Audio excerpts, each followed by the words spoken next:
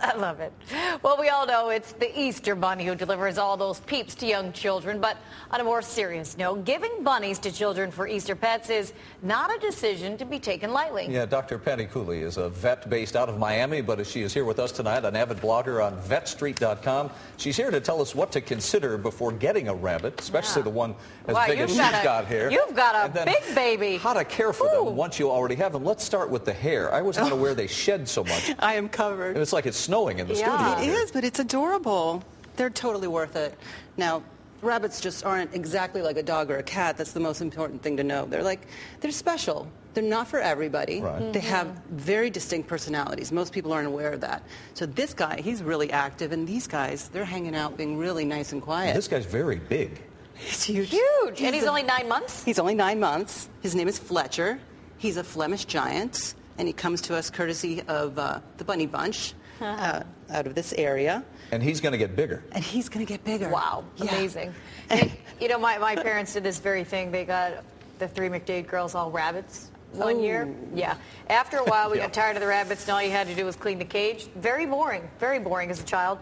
Mom got rid of those rabbits. Do you find that often, that the rabbits only last in a home for so long, and then they're, you know, what should you do if it ends up that you made the mistake of getting your child a rabbit and it doesn't really fit the family?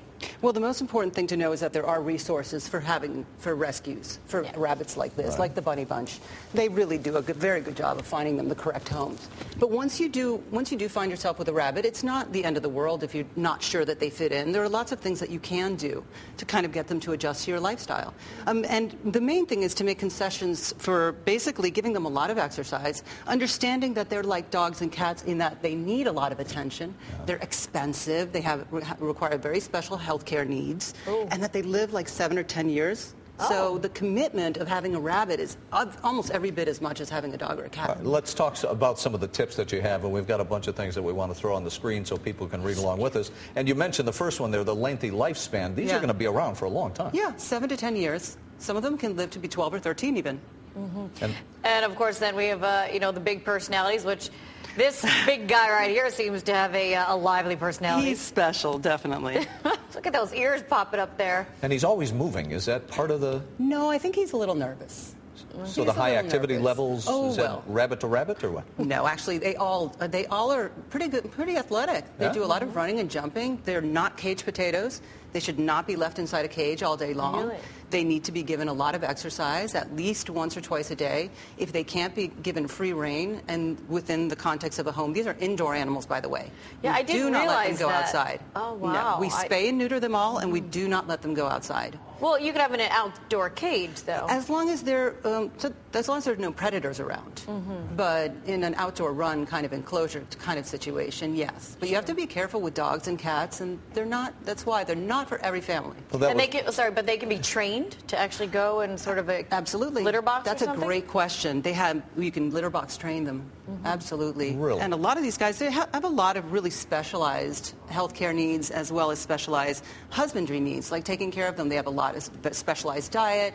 I always encourage people to go to vetstreet.com to look up all those special little things that they need. Now, after hearing all of this, if somebody is thinking about maybe they'd like a rabbit for their kid, you can actually adopt a rabbit someplace and maybe take your child to see the rabbit. Exactly, and to meet a rabbit that's already of a certain age so that they already have an established personality. You know how big they're going to be, and you know whether your child is going to interact well with them. We don't recommend them for young children because they want to really pick them up and carry them. Squeeze them, yeah. And squeeze them, and they're not all necessarily so cuddlesome. Some really are a little more standoffish, some are a little more aloof, but all of them really, and little kids just want to and these aren't puppies, you know. No. Now, what about if you have other pets in the home? How do they interact with dogs or cats or birds? They can interact really well with all of the above. However, it is not. You have to really know your cats and your dogs, and understand that these, as prey species, oftentimes will never come together with a dog or a cat in a good situation. And they multiply like rabbits. Huh? Well, these are spayed and neutered, of course. Not them, Rick. I knew he was going to go there. I had to throw that in at some point. Hey, if you'd like more tips and more information, you can go to vetstreet.com. We'll also place a link on our website at KTLA.com. Just click on that big red info button, and we'll get you the very latest information. Sure. Patty, we appreciate it. If you are going to have Thank one of you. these, you definitely need a good vacuum from what I can see. Yeah, There's wow. hair And a lint all brush over or them. two. Yeah. We appreciate you guys bringing them all in. Thank you so much. Happy welcome. Easter to you guys.